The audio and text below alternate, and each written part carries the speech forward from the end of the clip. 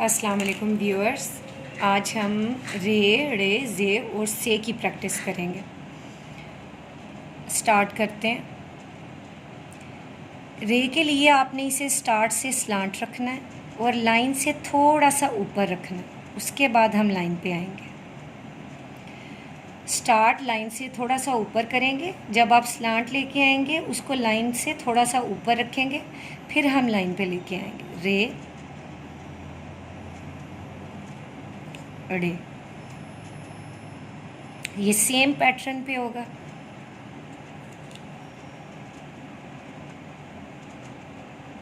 जे,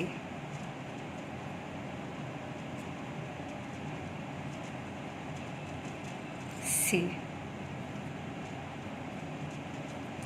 तो रे की शेप ये होगी, ये स्टार्ट से बारीक रहेगा, दरमियान में फिर ये मोटी हो जाएगी और एंड पे फिर ये बारीक होगी।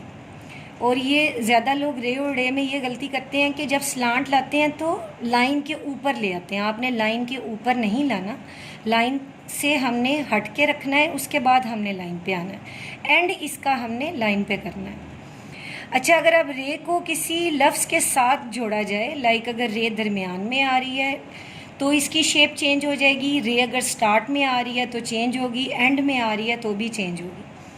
पहले मैं आपको एक ऐसा लफ्ज़ लिख के दिखाऊंगी जिसमें रे दरमियान में आएगी। लाइक अगर हम लिखते हैं मरहबा, ये देखें, ये रे की शेप बिल्कुल चेंज हो गई है।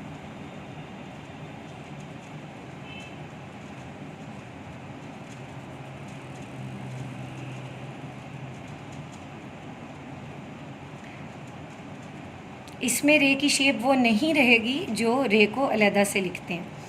अब अगर हम लिखें रात,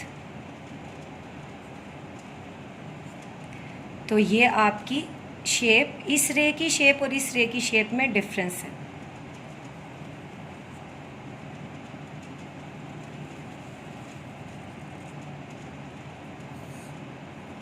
और एक हम लिखेंगे पीर। पीर में भी रे एंड पे आएगी, उसमें आप देख लेंगे कि रे की शेप जब एंड में होगी तो वो कैसी होगी।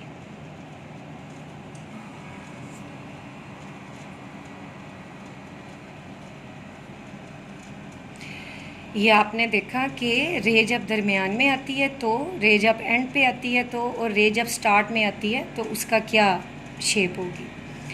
और इसकी आप प्रैक्टिस कीजिएगा। जितनी आप प्रैक्टिस ज़्यादा करेंगे उतनी आपकी लिखाई में परफेक्शन आएगी और ख़ूबसूरती आएगी।